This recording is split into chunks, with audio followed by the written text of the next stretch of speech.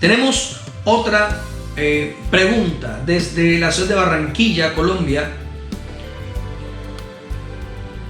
Desde la ciudad de Barranquilla, Colombia, nuestra hermana Angelina Pereira. Angelina Pereira nos está preguntando: ¿es cierto que Yahvé celebró la cena en el Hades? ¿Es cierto que Yahvé celebró la cena en el Hades? Bueno, entiendo la pregunta. Mi hermana quiere saber si la cena, la Pascua, Jesús la celebró en el infierno. Si Él celebró la Pascua en el infierno. Esta pregunta es una pregunta bastante avanzada. La respuesta también no es sencilla, pero de antemano digo que voy a darte una respuesta aquí rápido, mi hermana Angelina. Voy a darle una respuesta a esta pregunta bíblicamente, le voy a dar una respuesta, pero me comprometo con la ayuda de Dios a preparar un material profundo, porque esta pregunta requiere más tiempo para poder explicar al detalle. Y por eso los invito a todos ustedes que ya vieron esta pregunta, si quieres ver la respuesta ampliada, completa, te suscribas al canal de YouTube, porque estaré subiendo la respuesta total a esta pregunta, con detalles, con citas bíblicas, con explicaciones lingüísticas y todo, para que no quede ninguna duda de la respuesta.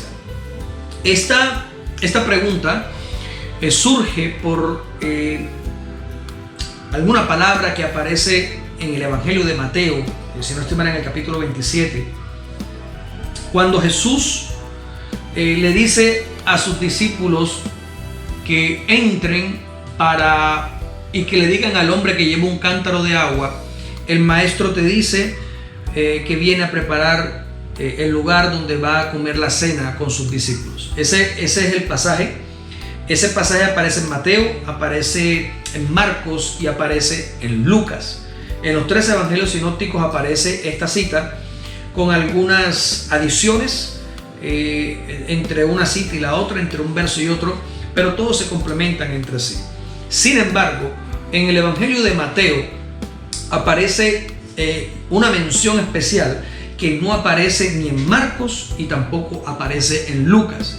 Y resulta que en el griego aparece la mención de este varón y le llama el fulano o el fulano de tal. Esta referencia creo que es Edonis, no recuerdo ahorita el griego, pero creo que es Edonis. Esta referencia solamente aparece allí en Mateo capítulo 27, refiriéndose al hombre que lleva el cántaro, y le llama el fulano de tal. Y aparece también, oiga bien, en el libro de Ruth. En el libro de Ruth aparece también el fulano de tal, se le menciona así, se escribe así. Y resulta que estas palabras que se utilizan tanto en hebreo como en griego son palabras que lingüísticamente definen a una persona innombrable. Es decir, a alguien a quien no se le desea mencionar. A alguien que no tiene nombre. O a alguien a quien no queremos mencionar su nombre porque es indeseable. Entonces le decimos: dígale al innombrable que tal cosa. Por aquí hay cierto personaje político en Colombia que tiene ese apodo ahorita, le dicen el innombrable o el inmencionable. No voy a decir el nombre, ustedes saquen sus conclusiones quién es, y si no sabe, búsquelo, por favor.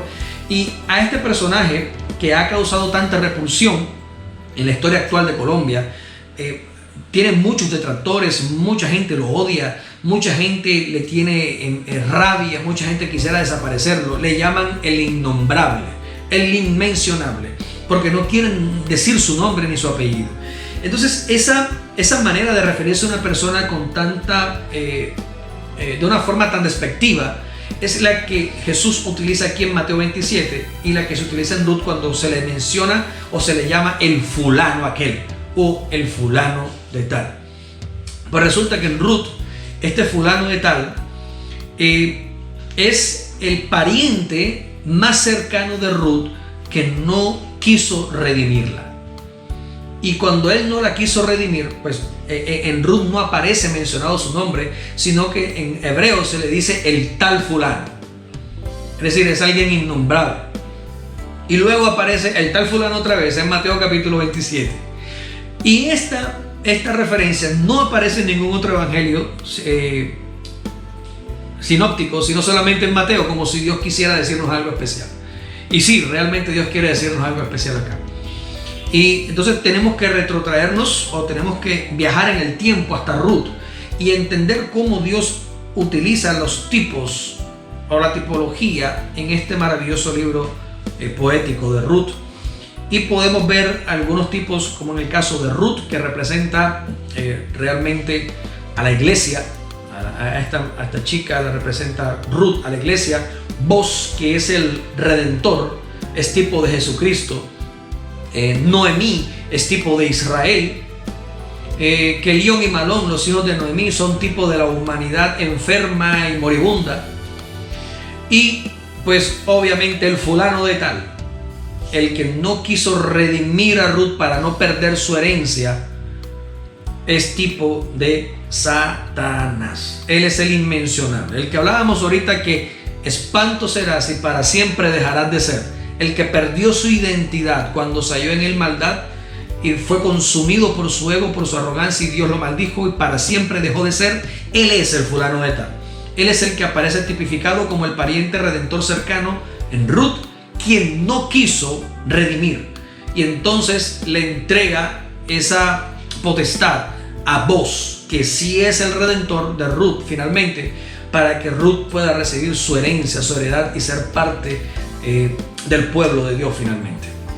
Entonces allí en Mateo el Señor se refiere al fulano de tal y le dice: dile, en Mateo en el capítulo 27 le dice: dile al fulano de tal, díganle a él que voy a comer la cena con mis discípulos en su propia cara, delante de él.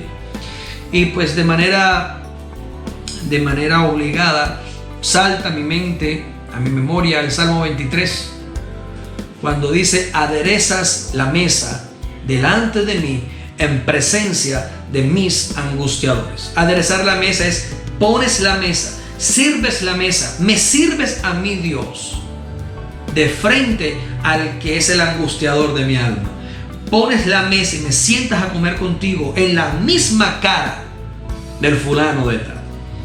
Y se me viene a la mente, ese es el Salmo 23, en donde Dios pone a su pueblo, a sus elegidos, a comer enfrente del enemigo, para que el enemigo se dé cuenta de que somos hijos en la casa del rey. Fue lo que hizo Dios con Josué cuando los puso a comer en los valles de Jericó.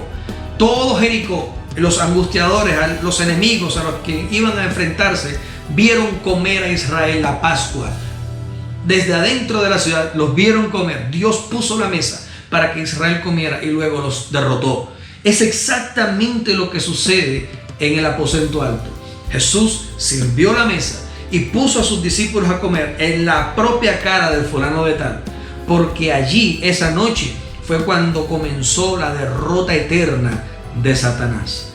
Fue cuando Jesús pudo iniciar el proceso de redención para poder dar la dádiva a todo aquel que en él cree, para que no se pierda, sino que tenga la vida eterna.